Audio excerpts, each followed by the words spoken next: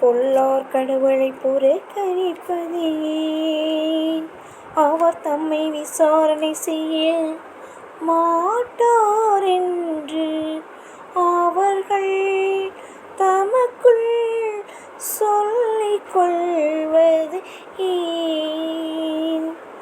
ஆனால் உண்மையில் நீ கவனிக்கின்றே, கேட்டையும் துயரத்தையும் பார்த்து உதவி செய்ய காத்திருக்கின்றே.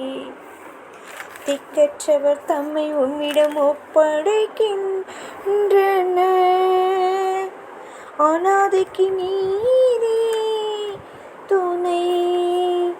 பொல்லார் மற்றும் தீயோர் கைகளை முறித்துவிடும், அவர்களது பொல்லாங்கை தேடி கண்டுபிடித்து அது அற்று போகச் செய்யும்.